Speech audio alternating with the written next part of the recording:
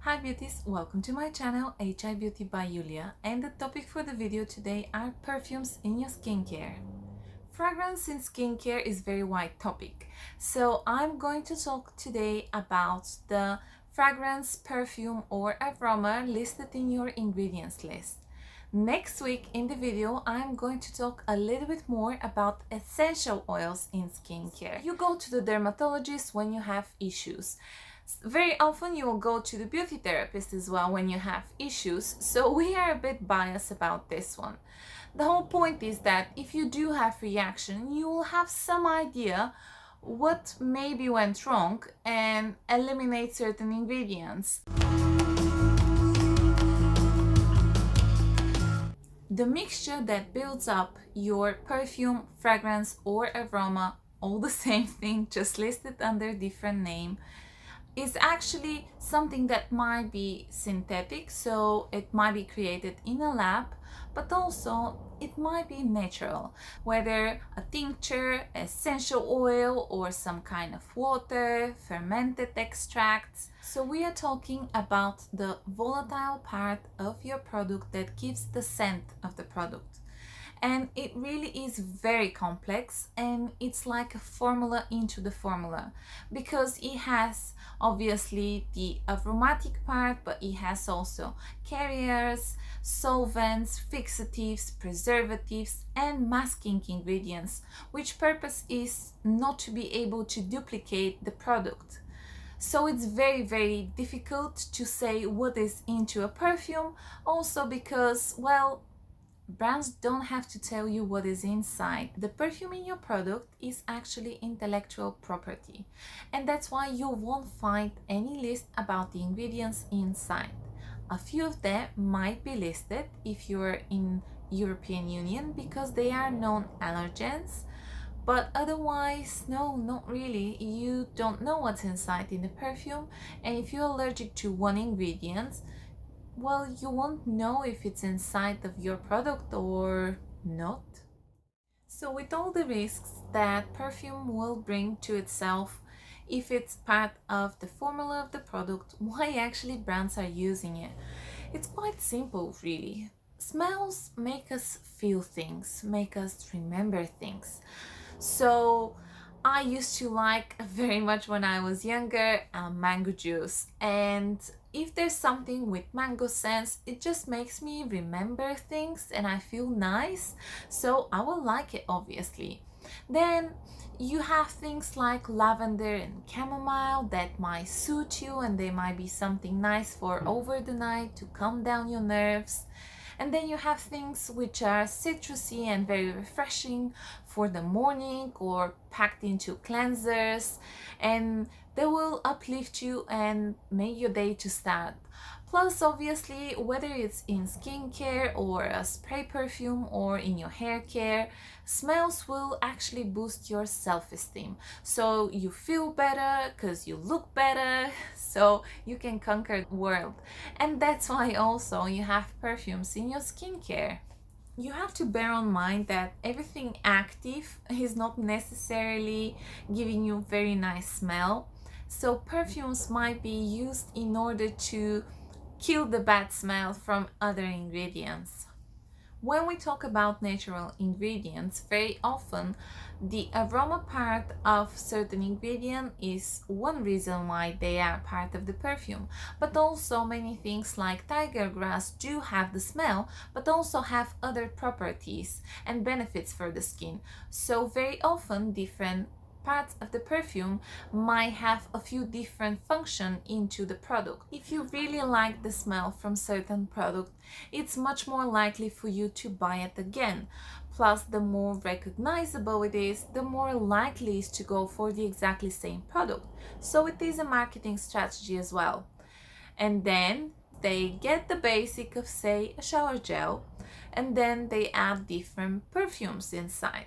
So one will be sweet cherry, the other one will be wake up lime, the third one will be, I don't know, mint for men or something like this. And then you have the variety of different smells, which means that a bigger part of the consumers will be likely to buy the product. But actually the base is exactly the same, it's just different smell.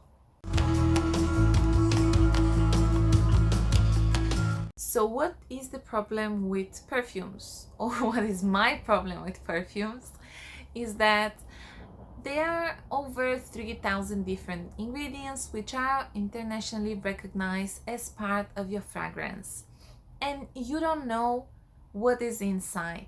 So this makes your life quite difficult if you are having sensitive skin and you have, say, allergy from something. So in the United States, there is no clear definition what is perfume, and also the regulation is not so great. In the European Union, you have 26 known allergens that has to be listed separately into the ingredients list, whether or not they are part of the perfume. So when you see lavender into your product, it's not because they want to impress you so much, but because they are legally obliged to list it as it is known allergen. In 2014, there was a public study that was based on the fact that the European Union wanted to add another 62 ingredients to the possible irritants. So they wanted them to be listed into the ingredients list separately. Now, after this study, there was a lot of reaction from the industry, and the main complaints were that there is not enough space for the label to be able to add on so many ingredients, and also that if they do add them for the consumers, it won't be really possible to read them because of the shift. Let's talk about self-preservation and how your body works. When you first meet ingredient which is not recognized from the body, it will either react instantly or it will remember. So if your body remember and it still didn't decide it whether or not it liked these ingredients or it's something that might harm us, what happens is that you apply something, say, on your skin 1, 2, 5, 10 times, and then your body suddenly is like, nope, I don't like this, and you get reaction. So especially with fragrance and perfume, very often it's not an instant reaction, it takes some time, and also the initial reaction might be alright, but when you start using more products which are highly perfumed, then your body might say, okay, I had enough from this. Another very common misconception is that if you don't feel the damage, then it's not happening.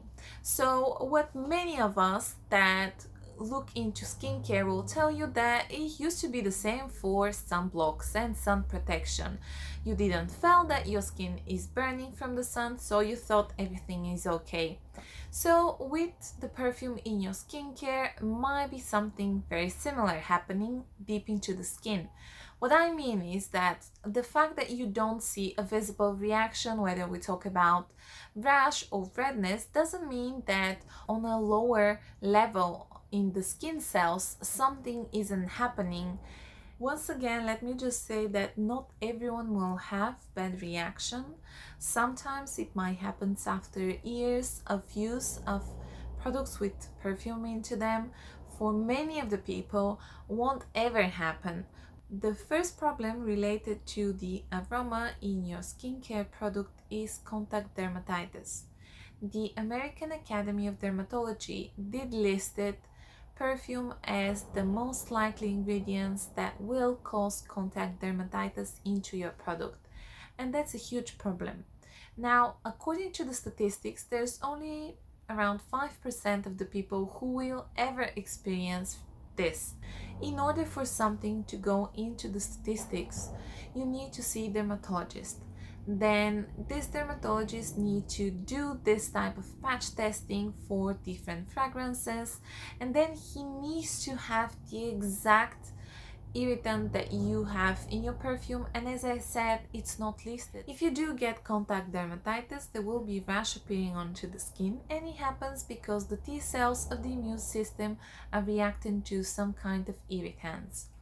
Now, it is much more likely to get contact dermatitis from a leave-on product than a face wash, say. So if you're gonna remove the product from the skin, then it is less likely to cause irritation.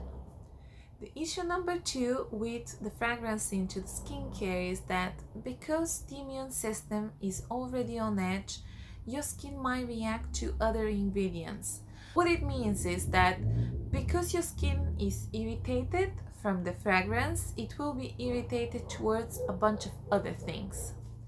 Another skin problem is contact urticaria, and it's type of hives. What happens is that when your skin gets irritated from some kind of allergen, it will release a lot of histamine into the body, and you will get this type of rash with itchiness and redness. Some ingredients in the fragrance are known as they have vasodilating properties, which means that if you have sensitive skin or you already have rosacea, you might get flushing. But also, not so well known is that melasma, which is the pigmentation of the skin, is related not only with the overproduce of melanocytes, but also with the enlarged blood vessels. So the pigmentation of the skin might get worse, but also there is a condition which is called pigmentary dermatitis. Again, that's not something very common, but it is something that might happen.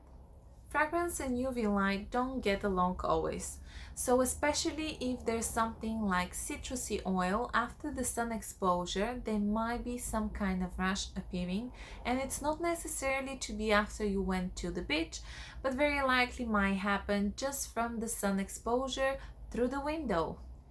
There is some data which is relating fragrance with, say, watery eyes, blurry vision, headaches, but also for a much more serious damage like cancer or hormonal disorders, reproductive problems, and behavior issues. I wasn't able to find very substantial studies, so I am not really certain how much this is a claim which actually has scientific background. Obviously, some of these issues might be quite disturbing, so please, if you do think that the fragrance calls you something, discontinue the use of the product and don't self-diagnose yourself, because you might be very, very wrong. Google doesn't know everything. Welcome to the misleading world of labeling. Well, here's how it works. If somewhere on the back of your mind, somewhere you've read that fragrance is bad for your skin, then when you see a product which is saying fragrance free, you will buy it much more likely than one that doesn't have this type of claims. And because you see this, you think it's so beneficial and it doesn't have any smells inside. You may not even look if there's any other bad ingredients or actually what are the active ingredients into the product, and done deal. But things are much more complicated, I'm afraid. So let's talk about the labeling. Fragrance free is something that will confuse you a lot. This doesn't mean that your product is not scented. It means that there is no perfume which is listed as perfume.